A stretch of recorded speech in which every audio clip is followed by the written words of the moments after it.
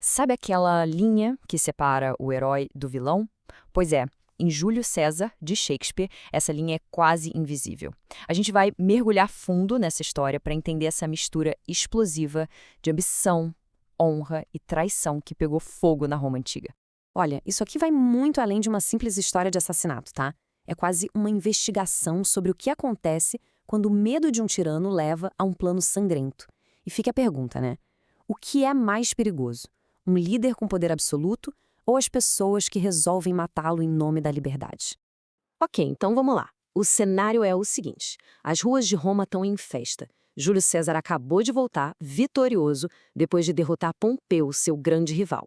Só que nem todo mundo está feliz com isso, não. A tensão política, gente, dá para cortar com uma faca.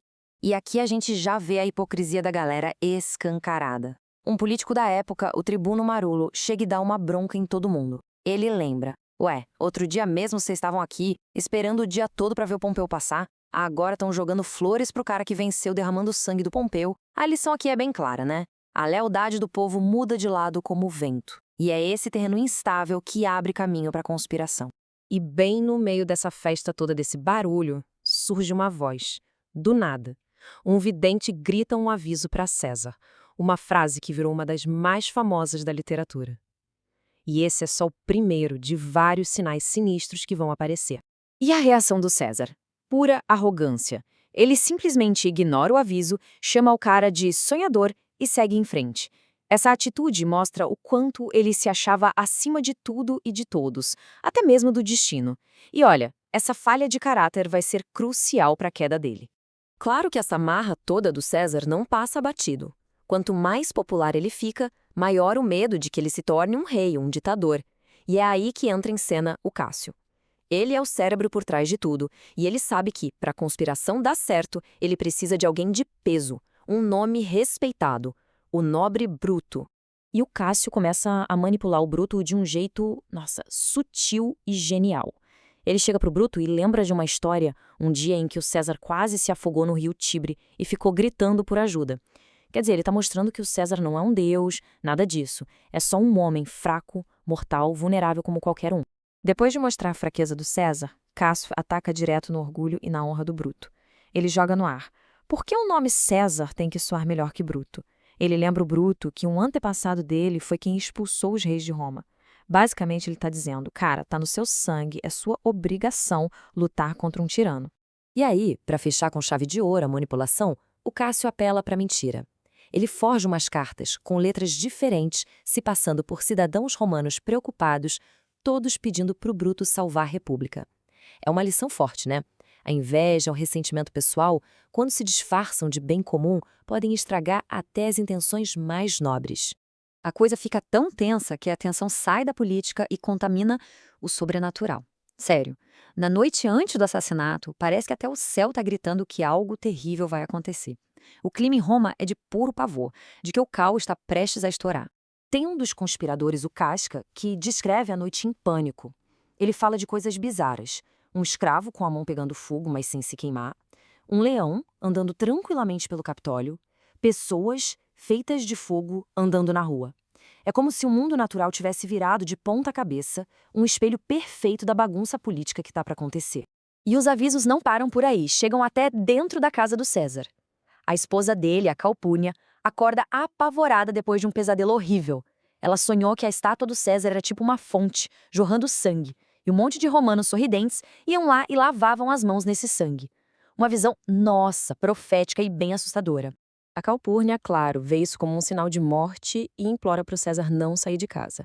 Mas aí chega um dos conspiradores, o Décio Bruto. E o cara é de uma astúcia incrível. Ele simplesmente vira a interpretação do sonho do avesso.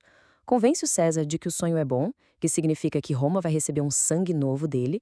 O ponto aqui é ver como a vaidade do César deixa ele cego e ele cai direitinho na manipulação que vai levar ele para a morte. E então, chegamos ao dia, o fatídico dia 15, os idos de março. O César, depois de ignorar todos os sinais do universo, vai para o Senado.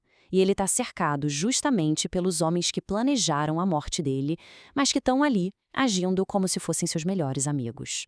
A cena toda é calculada, fria. Eles se aproximam com uma desculpa, um falso pedido. Um deles, Metelo Cimber, se ajoelha na frente do César e essa é a distração perfeita. Enquanto a atenção do César tá nele, o Casca ataca por trás. É o primeiro golpe. Depois, vem um atrás do outro. Todos eles apunhalam César. No meio de todo aquele caos e violência, César olha e vê seu amigo de confiança, Bruto, com uma adaga na mão. E as últimas palavras dele não são de raiva, são de pura incredulidade, de uma dor profunda. Até você, Bruto. Então que morra César. A traição do Bruto, o homem que ele mais respeitava, é o golpe que realmente acaba com ele por dentro. Logo depois que o César cai, os conspiradores já tentam assumir o controle da história. Eles não saem correndo. Pelo contrário, eles começam a gritar pelas ruas a justificativa deles. Na cabeça deles, eles não são assassinos. Eles são libertadores. Acabaram com um futuro tirano.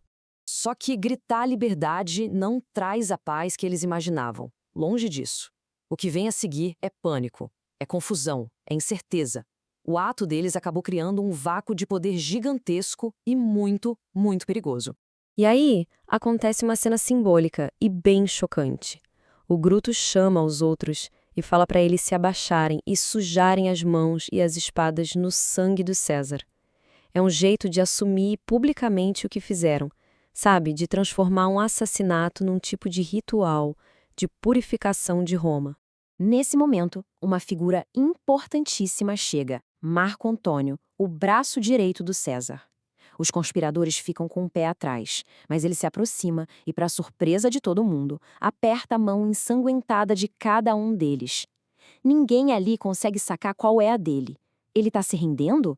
Ou está só esperando o momento certo para se vingar? Essa dúvida é a chave de tudo que vai acontecer depois.